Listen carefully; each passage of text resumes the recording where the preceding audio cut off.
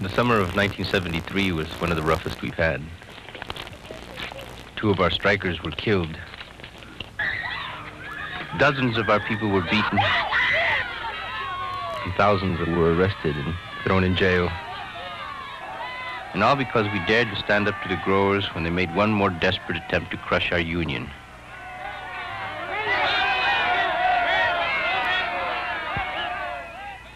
It all began 5 months before in the little town of Coachella, down in Southern California.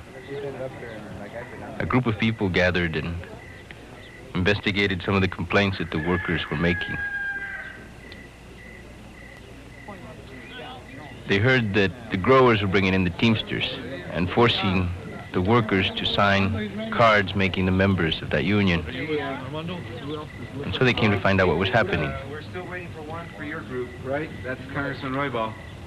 And would you take Juan Zarate with your group? Is that Lupe? Okay. Juan Zarate. We have come to the Coachella Valley because we believe in justice for farm workers, and because we believe that farm workers should be represented by a union they believe in. Today, our group of 25 church leaders, congressmen and their representatives, and labor leaders visited approximately 1,000 workers in the fields and asked them to mark a simple survey form to indicate to us their preference for union representation.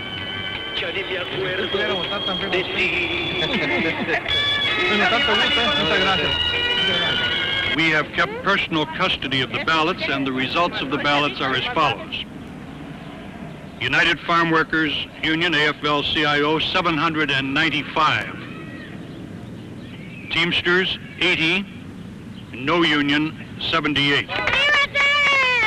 It is clear to us in the light of these figures that the vast majority of farm workers in the Coachella Valley want to be represented by Cesar Chavez's United Farm Workers Union, want to continue under the protections of UFW contracts, and resent the intrusion of the Teamsters Union. Right from the very beginning, we had made our feelings known. Our union was the United Farm Workers. Well, it's quite evident by the reception we got that the workers were overwhelmingly in favor of Chavez. In fact, the first thing they said to us is "Viva Chavez." It seems to me that the statement that was made by one of the men in question, who said to me that he doesn't see why there is a controversy, that all 52 members of his crew are for Chavez, and he assumes that the vast majority of the people working in the valley feel the same way.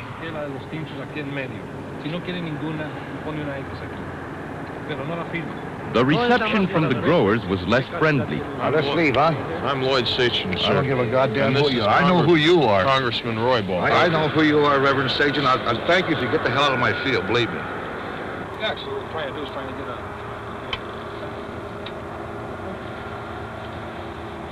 David Baldoro was one of those growers that we knew had been inviting Teamsters into the field. You let the Teamsters in? I have not let anybody in my field, ma'am, and in fact, I haven't talked to anybody at all about anything. Do you have any opinion about the Teamsters at all? I have no opinion about anything. About anything? It's up to the workers. It's up to, will you give them an election? They didn't want an election before. Why do they want an election now? Caesar never gave them an election. Well, are you willing to let them have an election? I'm not saying anything. Well, you said it's up to the workers. Come on, get out. Would you take the camera off the ranch? Take the camera off the ranch, please.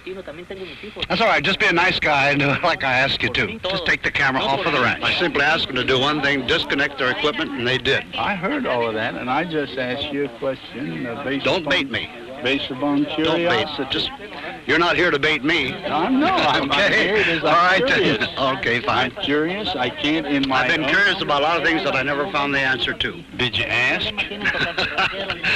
Did you ask? Look, that's enough.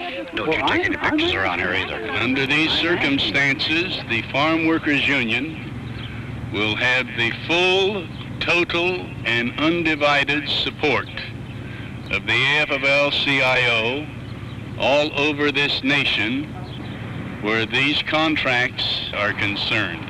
The thing that really distresses me is to find another union trying to wipe out all that these people have done for themselves in a 5 or 6 or 7 year struggle.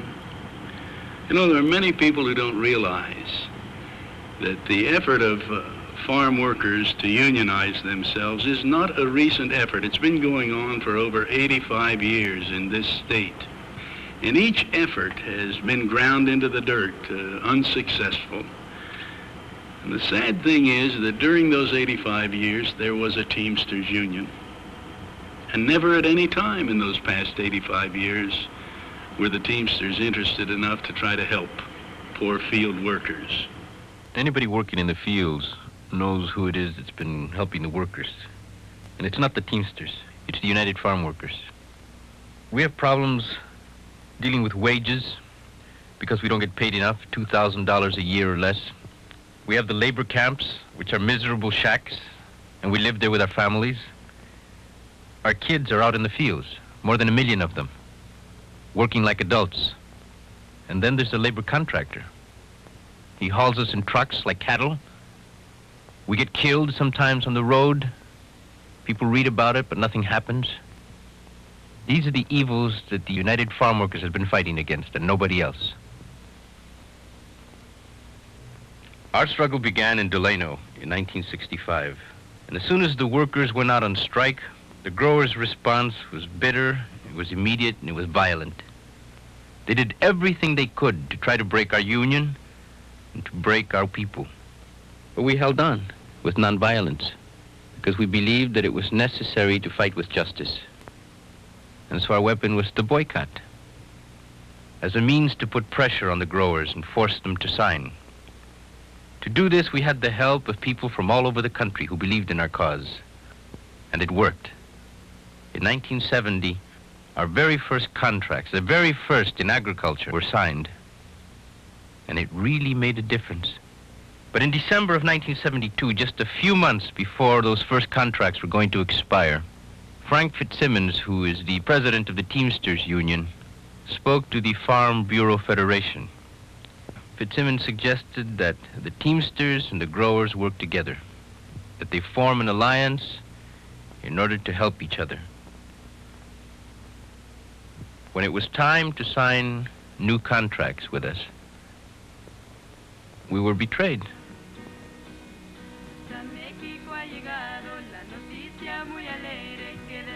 The growers betrayed our union and signed with the Teamsters. And so they left us no choice but to pick up our Huelga flags and hit the fields again and shout Huelga, which means strike, and pull all the workers together to fight this new injustice.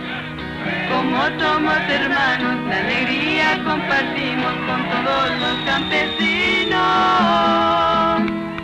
¡Viva la revolución! ¡Viva nuestra asociación! ¡Viva Huelga en general! El día 8 de septiembre de los campos de Delano salieron los filipinos. Y después de 2 semanas para unirse a la batalla salieron los mexicanos. Juntos vamos cumpliendo la marcha de la historia para liberar el pueblo. ¡Viva la revolución! ¡Viva nuestra asociación! ¡Viva Huelga en general! ¡Viva la Huelga al fin! ¡Viva la acción de la historia! ¡Tierra tan llena de gloria! ¡La victoria va a The first days of our strike went pretty well. The workers in the field were just waiting for a signal. And then they came out and joined our picket lines. At the Coachella field office, we gathered every morning at 3:30. The picket captains would be the first ones to go out and scout the fields, looking for the crews of scab workers. And then at dawn, the rest of us would follow in car caravans,